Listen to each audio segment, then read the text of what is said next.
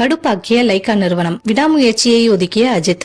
விடாமுயற்சி படம் பாதி கட்டத்தில் இருக்கும்போது அடுத்த படத்துக்கு கமிட் ஆகி அப்டேட் கொடுத்தார். அது மட்டும் இல்லாமல் குட் பேட் அக்லி படத்தின் படப்பிடிப்பும் சத்தமில்லாமல் ஹைதராபாத்தில் ஆரம்பித்து விட்டது. அப்போ விடாமுயற்சி படத்தோட ஷூட்டிங் என்ன ஆச்சுன்னு ஒரு சந்தேகமும் இருக்கு. துணிவு படத்திற்கு பிறகு அஜித்தின் அடுத்த படம் ஆரம்பிப்பது ஒரு பெரிய இடியாப்ப சிக்கலாய் இருந்தது. இது எல்லாத்துக்குமே காரணம் லைகா தான். அஜித்தின் விடாமுயற்சி படம் ஷூட்டிங் ஆரம்பிக்கப்பட வேண்டிய நேரத்தில் லைகா நிறுவனத்தில் ஐடி ரெய்ட் நடந்தது. இதனால் அவர்களுடைய பணப்புழக்கம் அப்படியே சரிந்துவிட்டது. அஜித்தை வைத்து படம் இயக்க வேண்டும் என்ற குறிக்கோள் மற்றும் அவர்களுக்கு அதிகமாக இருந்தது. அதனால் விடாமுயற்சி படத்தை தயாரிப்பதாக ஒத்துக்கொண்டார்கள். அஜித் இந்த படத்தின் படப்பிடிப்பை முழுக்க அஜர்பைஜான் நாட்டில் தான் நடத்த வேண்டும் என்று சொல்லியிருக்கிறார். ஒரு பக்கம் இந்தியன் 2, விடாமுயற்சி, வேட்டையன் என லைகா பெரிய ஹீரோக்களின் படங்களை கைவசம் வைத்திருக்கிறது என்ற பெயர் மட்டும் பெரியதாக இருந்தது. உண்மையில் லைகா பணம் தட்டுப்பாடு நிலைமையில் இருக்கிறது. நடிகர் அஜித்திடம், உங்களால் தான் நாங்கள் அஜர்பைஜான் நாட்டில் படப்பிடிப்பு நடத்தினோம், அதனால் இப்போது பட்ஜெட் அதிகமாகி விட்டது,